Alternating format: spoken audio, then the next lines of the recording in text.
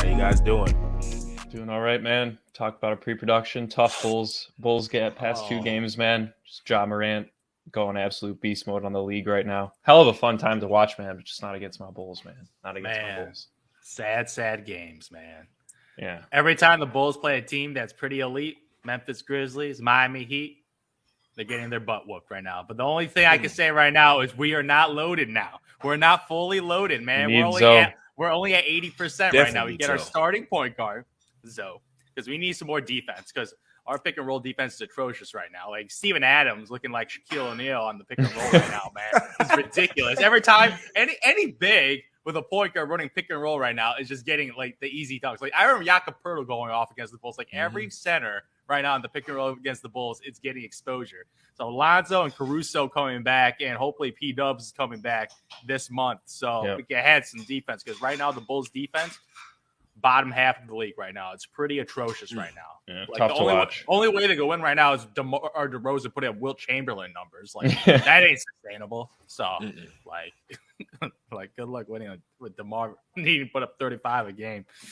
Yeah. Oh man. Spending the Ja Morant show for the last couple of days, and to be honest, this whole year, he's definitely a guy who's inching up the MVP ladder. I still think it's Jokic and Embiid, but Morant goes off these next couple of months or weeks, it could get really tight. So it's really cool and exciting to see how he's playing. But he's actually on a team that's doing really well in terms of their record and their seeding. What we're going to get into right now is I put up a list in our little chat about teams that you would want to rebuild.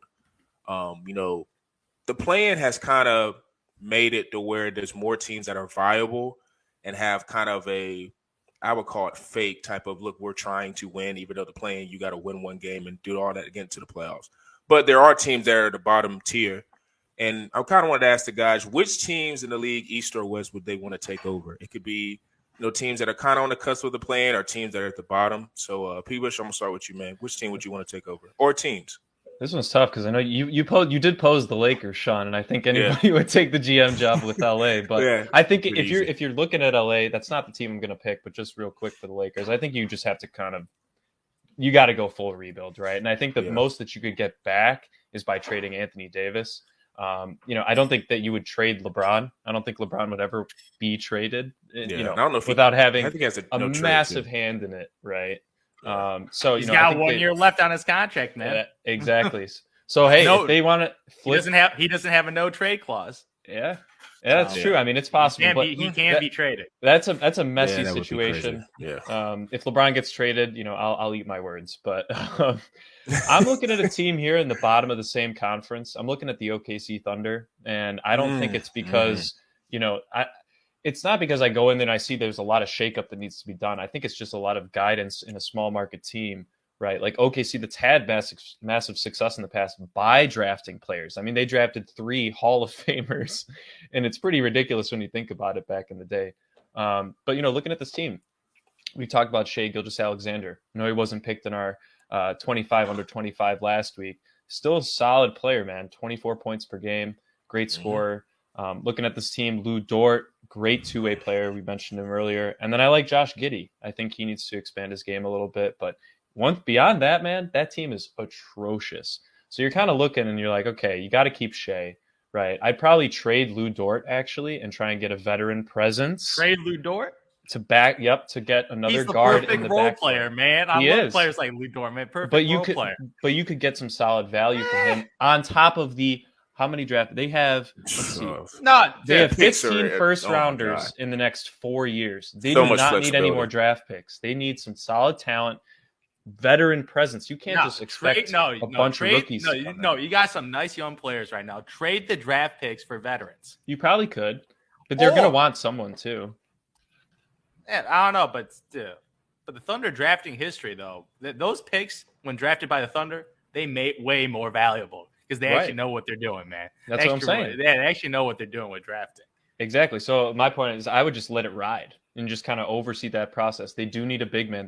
They have no guy that's averaging over 8 rebounds a game. You can't have that on your team. I don't care if you're Andy Zoo and you don't like big men, man. You need a guy that can at least grab you 10 to 12 boards a game and solidify that 5 position. So, I think that there's things that they can do free agency is not their friend, unfortunately, unless they were to bring another not stud at all. there. And even when they had KD, Russ, and Harden, they made a bad decision letting Harden walk. I think they learned their lesson there. They're going to try and keep their good guys, good young guys, and they just need to continue and let this ride out for 3-4 years because they have hella picks from teams that could be staying towards the bottom of the draft lottery.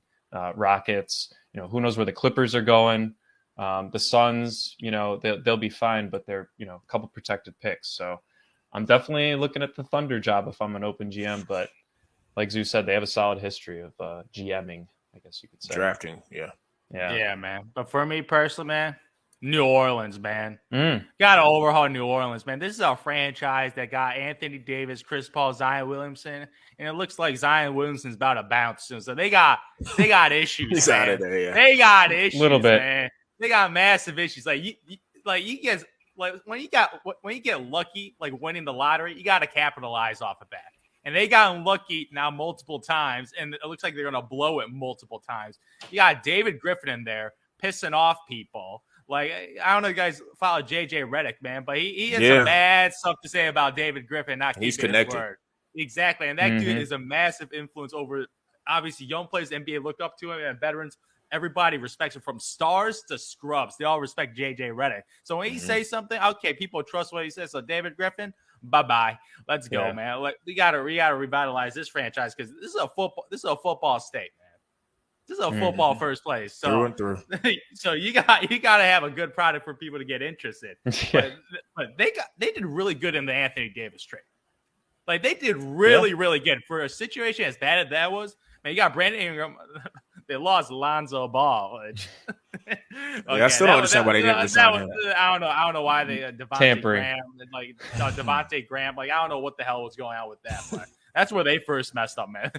They signed Devontae Graham, who's a little 6'1" 2 guard that's low efficiency, jacking up threes, man. He's a microwave dude. He's a six man. He's a 6-man dude, but you're making him a starter. So I don't know what's up with that. Like Lonzo, like even Zion will say he liked playing with Zoe. So that's where they first mess up, right? Because they need a true point guard with this team. But getting CJ McCollum, and they didn't give up much. Nikhil Alexander, whatever. Whatever, man. Like you got CJ McCollum, who was, if he was in the Eastern Conference, he would have made an all-star team. At least one, yeah. Yeah, exactly. So in the West, obviously, is loaded. He never got the opportunity to. But if he was in the East, he would have at least made one all-star team. The dude's a bucket, man. He's one of the more skilled basketball players in the world right now. As a 6'4" guy, this dude got handles, pull-up J in the playoffs, man. He is a high-skilled player. He's like one of those veteran guys that you just plug him on any team. He's going to make him better, true professional. Like, I love that trade when they made that trade. Like, they gave a young player, pick whatever. You got CJ McCollum, a guy that could get buckets. You have Brandon Ingram. My Lord, Brandon Ingram is a bigger market. People will be talking more about Brandon Ingram, right? Man. Even though he's still like a stick figure, man. Like, the dude looks like he still hasn't gained any weight after joining the NBA, man. But this guy, I think he could be a second best player on the championship team. Yeah. Brandon Ingram, man. Yeah, he got the length, man. He got the shooting. He even added a little more passing to his game. Like, Brandon Ingram, like, easy 20 points. Easy 20 points, man. Like, this guy even outperformed my expectations because I still remember them talking about Ben Simmons and Brandon Ingram. I was a Ben Simmons guy.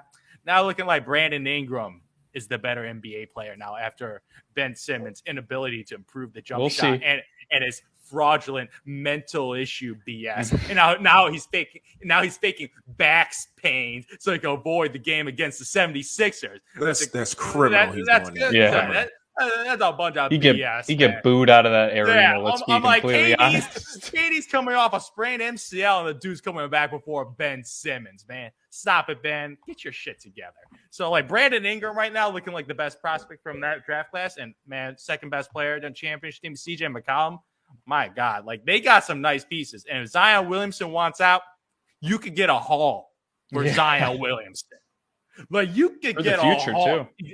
You could get the next 3 first-round picks. You could get pick swaps, and you could probably get a nice veteran player and a nice young star. Like, you could get it in complete package because one team is going to believe this is like Joel Embiid. Like, Joel Embiid had a slow start to his career. His first 3 seasons, only played like 30 games, and they feel like their medical staff could get Zion in shape because if Zion's healthy. Actually, no, if Zion's skinny, this dude's unstoppable, man. That's the thing. Healthy.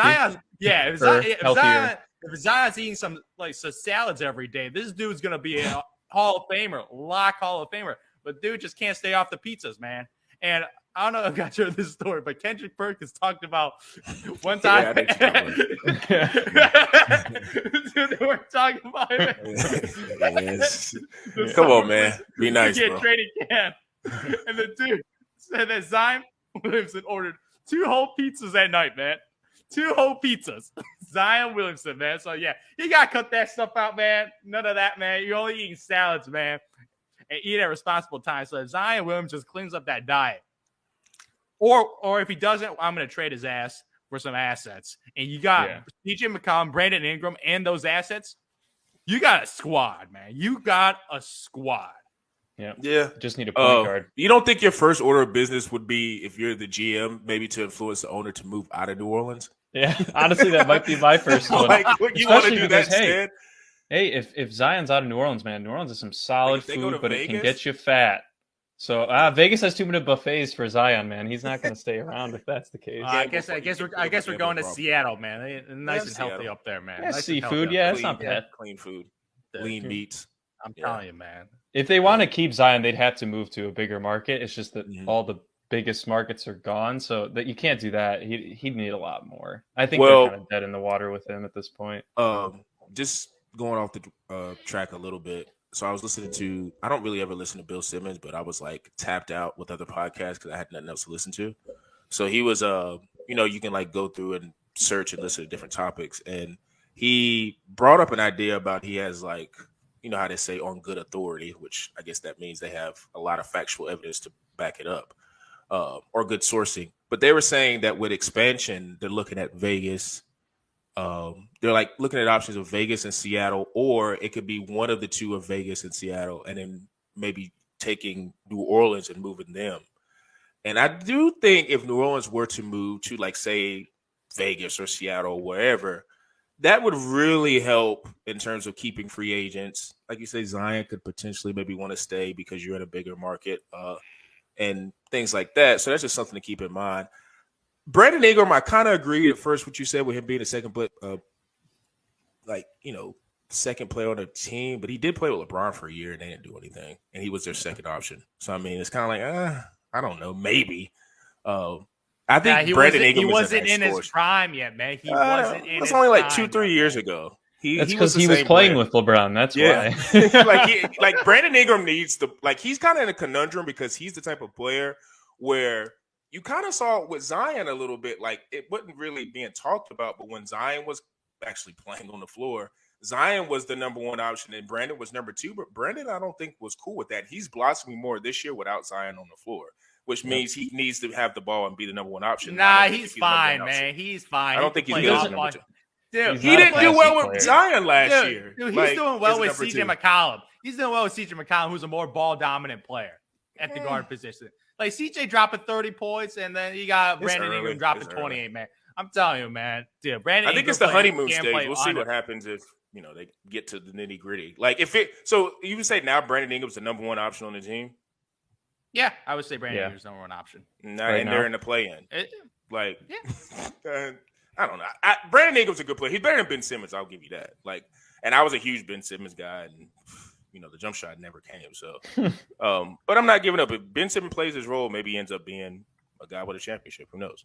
But we can talk about it on another pod. But I'm going to combine two teams, and then maybe think of a scenario with the Lakers. But these are two teams that I see that are really at the bottom of the league.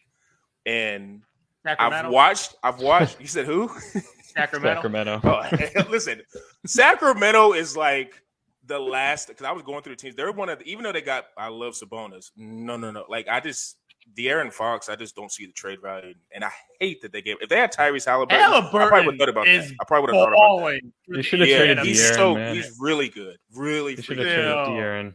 And the Mitchell guy, he's after like 20 and 10 right now for the Indiana Pacers. Like, imagine if it was Tyrese and Sabonis on the Kings, and that's probably like that. Indiana probably didn't want De'Aaron Fox. They want a young, cheaper asset because they're rebuilding. It's the timeline more. So they would have been up there if they had Tyrese and Sabonis, but just Sabonis alone, it's not an intriguing enough job for me. But just to make it interesting, so I'm looking at two teams, Detroit and Houston. just because of where they are in terms of their positioning with draft assets. So I'm a big believer in Cade. I like Cade a lot. I think Cade started off really, really slow. Yeah. And if you look at him, he's gotten progressively better as the year has gone on. And Detroit, sneaky has 2 wings. We all know about Jeremy Grant, but Sadiq Bey is another really good wing that they have that's averaging like 15 points, and he's only been in the league for a year. So he's going to continue to get better. They maybe would have to re-sign Jeremy. I don't know how much he would command, but if they sign him at a manageable number, Zoo, you always talk about wings. You have 2 up-and-coming solid wings, even though Grant's been in the league for about 8 years, but you have 2 really good wings. Cade's ascension. Then if you tell me, and I know you hate Big Zoo, but if you tell me if they right now they're in the number 2 slot, if they get any of those with Boncaro, Chet Holmgren, or Jabari Smith, get one of those big like foundational pieces, you could be looking at how not saying Cade could become what Jai is, but you could see a situation where with Triple J is a nice solid stretch big, because all these bigs that are in the top 3 can shoot the 3 and move. Did you say in this draft that there's a potential Evan Mobley? I said Triple J. I didn't say Evan Mobley. Triple J is a guy. I remember you mentioning that there might be a potential Evan Mobley in this draft. The kid out of Auburn. The kid out of Auburn has the yeah. only picture of that. But Evan Mobley he's that dude's nice. killing it right now. But I will say Jabari nice. is the only guy out of all of them. Like Boncaro's kind of he don't have a position, so he's kind of hard to judge. And Chet's so small. So he's probably the most high upside, but he just is, you don't know how his body's going to translate. Like he weighs like 200 pounds. So, but just that position of being in the top 3, if you get one of those bigs to pair with Cade and they get to grow, that could be really enticing, because then, like you say, you already have 2 wing guys that could score, and that's at least 4 guys that you can play with. Plus, Killian Hayes is awful, but if you get anything out of him, that's a 5th guy. So you're like, hey, you got to give him till year 3. Got to give him till year 3. Like he could maybe the light bulb turn on, and the rule, but Cade Cunningham took his job, man. Yeah. So they never gave it back. And we knew that was happening once they actually Detroit just gave it to him by picking him first overall. So they believed in him more than Killian. And then I want to go to Houston. Jalen Green, I think, could end up being a scoring champ in the league because he just got that mentality. Don't know if you guys know too much about Josh Christopher. I don't know. That dunk contest, man. I lost some respect. Well, it's a dunk contest. Come on, man. Yeah, it ain't got nothing to do with scoring. Wait. Like, is he? If you're gonna tell me come on, Tank because he lost the dunk contest? Like, no, it's not. He lost. I ain't watching him anymore. It's not. He lost it, man. He lost my viewership. No, he was cringy at the dunk contest. Man, turned the TV off, the whole man. Dunk contest was like box office, he was anti-box office, man. That's what happened. Yeah, somebody could have just done a 360, man. Come on. Something simple, yeah. They need to learn from Levine and Eric Gordon on how to do a dunk contest, because they definitely got it done that year. That's probably the best one that's been in the last 10, 15. Like, that's probably the best. Yeah. Best is the greatest of all time. Well, might be, yeah. Yeah. Could be. Competitive-wise, yeah, if you could say for 2, I mean, people are probably going to argue with MJ and Dominique. Man, stop it. All Dominique did was a freaking, like, windmill. Right, don't act like it's all relative. That's the only dunk he could have done, man. It was relative. a really good windmill, but that's all he did, man. Yeah. Hey, it's still better than this year's dunk contest. Yeah. Yeah, because he made it first attempt. Simplicity wins. And you know what else is funny? Like, as you keep looking at the best dunks of all time, and you just keep going because athletes just keep getting better. That Blake dunk kind of didn't seem like the craziest. It looked crazy in the moment because there's a car in the gymnasium. Nah, it was the front of it. It wasn't as big as it was. Come on, haven't you seen the video? Kobe jumped over like a flying Lamborghini, dude. Don't you remember that? I saw that. I do remember that video. Houston, Jalen Green is a guy that could ascend to being a nice scorer. Josh Christopher is a guy that got later in that first round, who I think ended up being a nice 6-man for them if they get the pieces they need to get. Sangoon, I think he's a foreign big who he's only averaging like 8-9 points, but he's really, really tough, really burly, does kind of the dirty stuff in the middle that you need for every team. Jayshawn Tate is another rotational piece that he's not if the team is fully loaded, he's not a starter, but could be somebody that could come off the bench. And like I say, another top 3 right now in the top 3, top 4, if they get somebody in that pick and they land right there, that could be somebody to pair with Jalen and they could really ascend. Because those are the number 1 and number 2 picks last year. Those are 2 franchises that I look at like they got some pieces to work with. With your OKC pick, I'm more with P. Bush on the draft capital just keep drafting because Sam Presti knows what he's doing. I'm not for getting the veterans because who's going to want to go to OKC anyway? It's like even if you trade from, they're not going to be happy. They're not going to. You need at least one. They have no one. They have nobody for guidance. If they want to make a serious playoff run, exactly. And in the West, you have to be. Zoo always talks about, man, right? Zoo, football, basketball. If your team is going all in now, money being spent is the way to win sports at this point. Yeah. Baseball's been that way for years, partially because there's no cap. Yeah, right? We know that. That's why the Yankees are always in it, right? They put all the money in, get the best players. Now the Rams doing it. We've seen the Bucks do it. Seeing some NBA teams kind of go all in. That Drew Holiday trade. That was going all in. They went all in. Fuck them picks. We're going to give him a max contract even if he's overpaid. But if you win a championship, it's worth it. They already got ROI. They already got ROI on Drew Holiday. So, not saying the Thunder are there. They might need to go through those 4 years of draft picks or so. But I do think with so many, they have however many first rounders they have over the next 5-6 years. They could trade a couple and I think get like one veteran guy and then just spend the rest of them. Because they have so many to pick from right now that are, protected on a scaling basis. They have the most potential. I think if you're looking at any team they got a nice backcourt. They have a nice backcourt, solid wing players. They have no front court at all. It's just atrocious. So maybe they can. And if they got a number one pick this year, they could get that. There's three guys that Chet's more of a stretch big. He's not a banger that's going to be in there getting rebounds and establishing the post. But that could be another team I didn't think about complimenting Shea because Shea's an all-star type of guard, and then Lou. That's why him and Lou play so well together. But they are totally different players. So I would kind of agree with Zoo too on that. I wouldn't trade Lou because he's complements Shea really well because Shea's not the defensive guy he is. And with Giddey, if anything. Yeah. You know who I was really big on? I don't know if you ever saw the Alex Pokashevsky guy.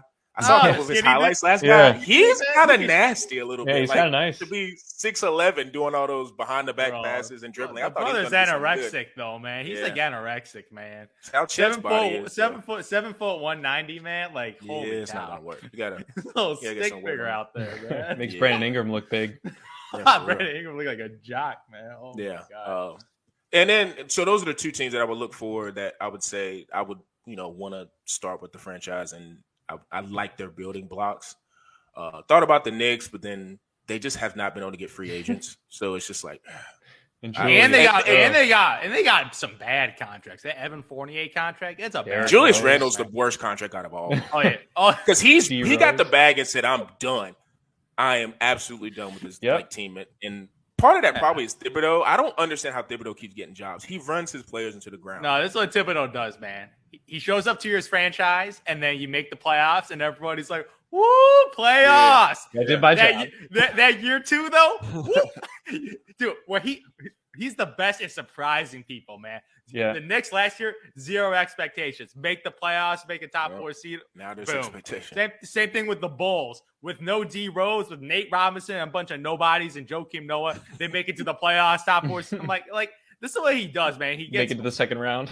he makes these miracle runs in the regular season for 1 year, make it to the playoffs, maybe win a round, and then boom, it's over after that, man. Yep. Like he's a floor raiser, man. Like he can't hit. He's not a ceiling. That's true. He's not a ceiling guy. He's a floor raiser. Because he's a conservative coach. He's not like going to implement all this new stuff. He's like, this is what has worked for me. I'm just going to go somewhere new and implement it. And his coaching on offense is just not that good. No, stagnant. Yeah, it's just like give it to Julius. Yeah, well, Julius, you do know. I'm like, Julius Randle, RJ Barrett, like giving the ball, get out the way. I'm like, man, this offense sucks. You do know who he learned under, right? Nah, Doc Rivers. Yeah, Doc Rivers, man. It makes a little sense, dude. And we all know why he got the jobs, right? It's because he won a championship under the defensive master of all time. Coach of the year. We're doing Coach of the Year. Who do you think Coach of the Year would be? JB Bickerstaff, man. That's a good pick. Yeah, what the Cleveland Cavaliers, what they performed is a miracle, man. This is the second, but the first miracle is when they came down 3-1 against the Golden State Warriors. That was the first miracle in Cleveland. The second miracle is this season because what they have done with all young players, they don't even have their veteran Ricky Rubio. The guy tore his knee.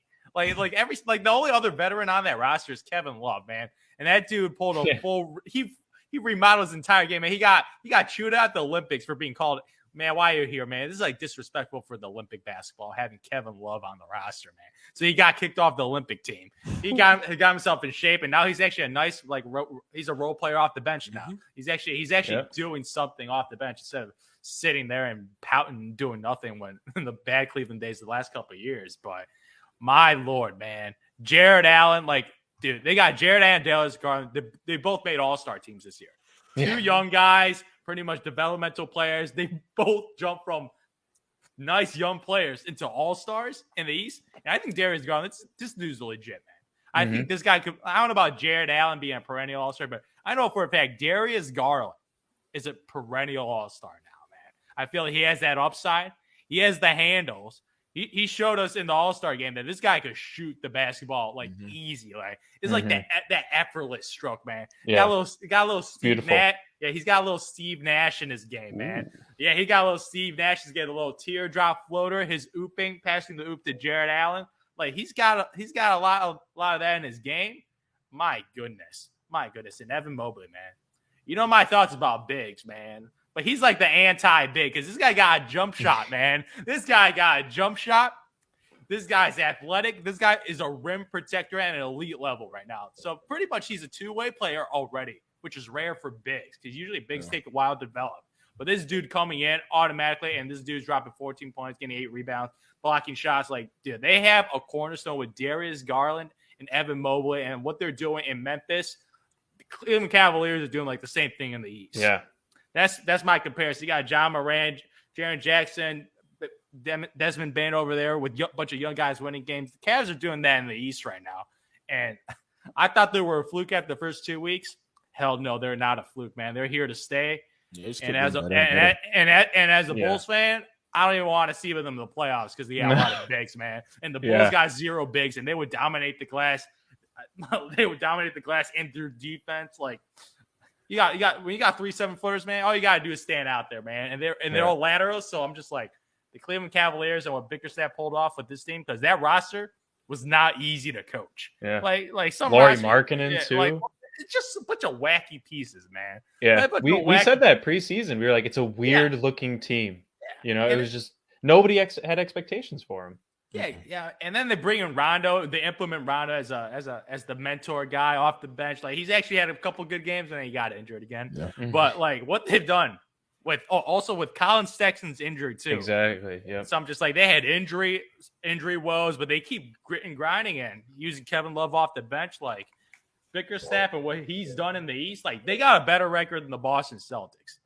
I don't know for how long though. Yeah, that is true. Celtics are rising, and they're half a game behind the Milwaukee Bucks, the defending champions. Yeah, regular season.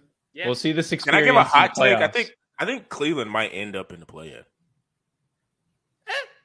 They might. That's my caveat on whether they win or Bickerstaff wins is if he holds a top 5 seed because that's what Thibodeau did for the Knicks last year, right? That they came out of nowhere, brought him to a top 5 seed in the East, and he won, right? That was enough.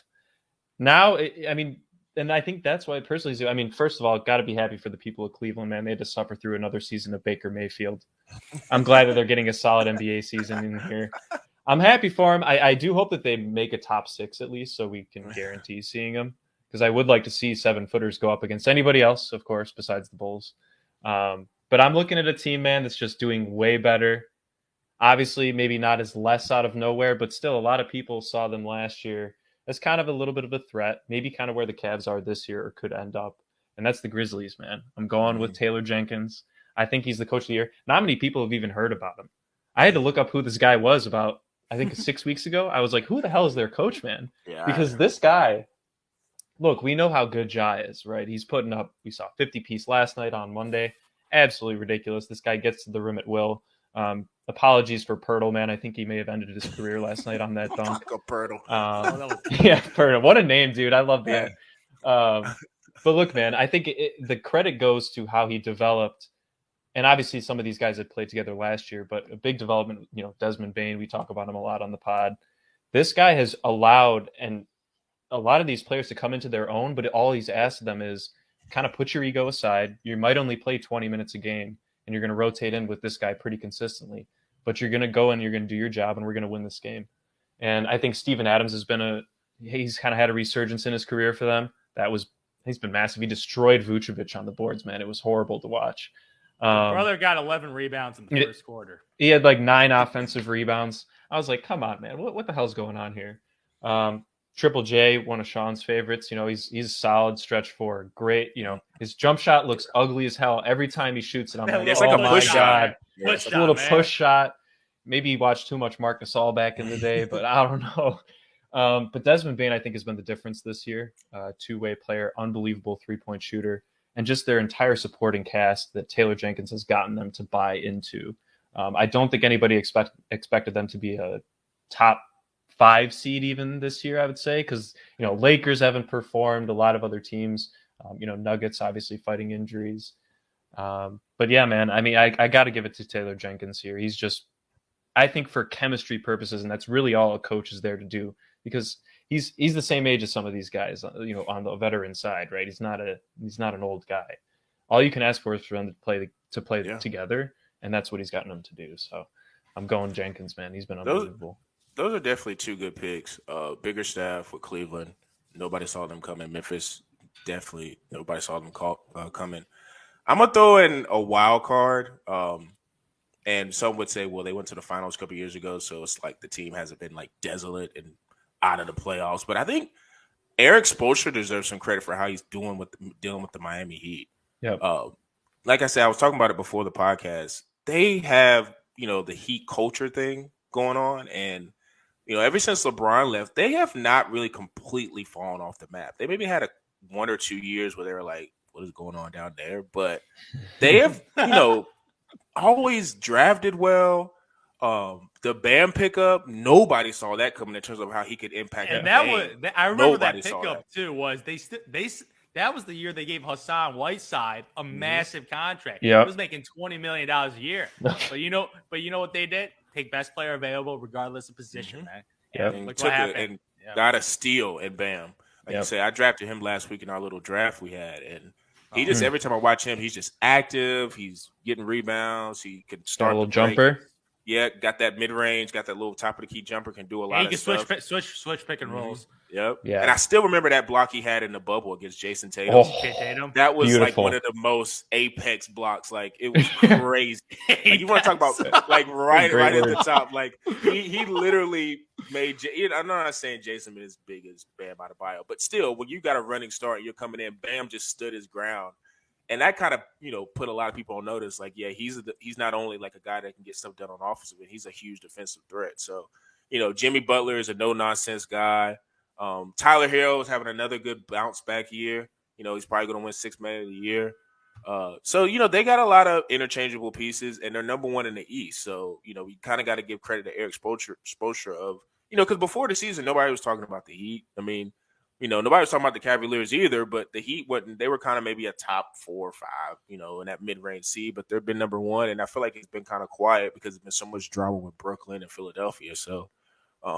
I think he's a coach that deserves a little bit of credit. So I think I would go with Spoelstra. Yeah. And they had a lot of injuries too. Yeah, Bam being one of them. Bam Adebayo, Jimmy Butler missing games, Kyle Lowry, of course. Games. Like a lot of people missing games. Even though, I saw the Heat. They don't win that many without him. No. I saw the Heat. I saw the Heat without Kyle Lowry whoop the Bulls. Man, they look fine with Gabe. Maybe that's a testament to the Bulls' injuries, man. I don't know, man. No, Gabe Vincent looks better score than Kyle Lowry, man. Like, dude, that's the thing with the Miami Heat, man. They always find these no-name dudes, and they join the rotation, and they're like balling. Like Kendrick Nunn was another guy. Yeah, and that's where he got traded or left, or let him go. But I'm like, who's Gabe Vincent, man? Dropping a 20-piece on the Bulls. I know he played at some school in California. That's it. And the only reason why I know that is because I remember watching one of his mixtapes. He had a mixtape, so he wasn't a scrub, but he played it like a lower. Oh no, he was a scrub. Solid. He was a scrub. In his first year, he averaged 2 points. Second year, averaged. Well, I'm talking about. But this is his third year, too. Yeah, 38. Yeah, he's shooting 38% from 3, man. So like he's showing up. Ask. Yeah, I'm just like, man. And Duncan's playing well because the Heat were sliding there for a little bit early on in the season, playing under expectations. Yeah, I think no love for Billy Donovan though. Kind of surprised you. I don't know. No, none at all, man. Not None at all. deserved. I like Billy Donovan. I just think he's a nice above average coach, not elite, nice above average. I mean, and I am, as a Bulls fan, I am very content with that after the disaster of Jim Boylan, who was legitimately the worst coach in the NBA. Like I remember on a list of 30 coaches, he was dead last at 30, and he deserved that spot, man. Dude, we had a mutiny, man. We had a mutiny on this dude. Like this dude was like, do you know where he's at? No, he went to NBA TV for a couple days to do some of that after he got fired. And now he's some like assistant coach for the Portland Trailblazers. And have fun with freaking Jim Boylan. Yeah. Wasn't he like the head coach at like Iowa State or something like that? No, it's Fred Hoiberg. That's Fred Hoiberg. That was their Who previous failure. Who was another atrocious coach, bottom 5 coach, man. He got shipped off to Nebraska, man. And they have the worst record in the Big Ten. So, yeah. I can say that the NBA clearly wasn't going to work out for him if he can't lead Nebraska. And Jimmy Butler pretty much said, man, who's that punk ass Fred Hoiberg, man? Soft ass coach, man. Yeah, I That feel is like an something Jimmy NBA. would say. I feel like an NBA dude. You gotta being a head coach. You gotta be gone. I feel like are the days of the coaches that are just no nonsense. Like the Miami Heat culture is able to do that, but you gotta have coaches that relate to the players. You can't just. I feel like if you got these, especially if you get a college coach, I just don't ever see how that meshes and works. I just don't understand it. When you're dealing with superstars and especially the crazy amount of money the NBA contracts are, like you can't talk to those guys any type of way. You just can't. That's why Like, he and I know gave that Spoelstra sucks, the but- job. That's Yeah. why he was the Miami Heat coach with LeBron, because Pat Yeah. Riley could say stuff. Yeah. Couldn't be That's the a good coach. backing. He Yeah, couldn't that's a be good the backing. coach, but he put Spoelstra, and he's like, okay, young guy.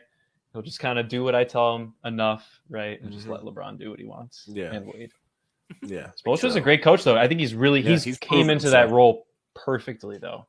Very He's quietly like- tenured He coach. is developed. His 12 first years there. Yeah. But his first year, though, even That was Eric tough. Spoelstra, Yeah. has said he was way over his head in the playoffs, Yep. man. He thought he got out-coached in the NBA Finals. Yeah. He was going against Rick Carlisle, who's a mastermind. So yeah. Yeah. Oh, he's yeah. Rick As Carlisle. a rookie coach, man, yep. And, He and taught you him know, this, yeah. Light every work. year he calls Ray Allen and thanks him for hitting that shot, man. Eric Spoelstra and LeBron both give Ray Allen a call annually, man.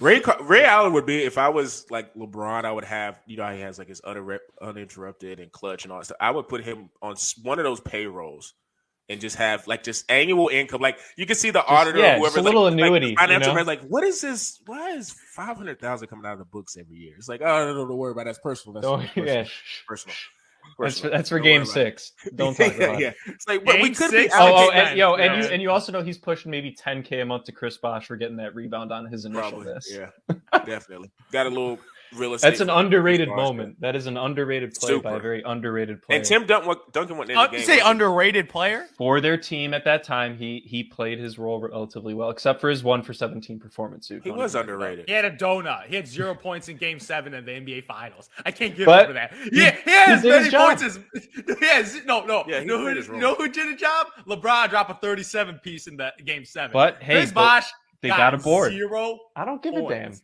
I Chris, do they- give a he damn. played his Because if role, LeBron dude. didn't bail them out, That's they the would have most- lost. That's the most clutch rebound of all time, though. You can't deny that. Definitely the most clutch. He doesn't get rebound. that I board. can't The even game's think- over. Series is done.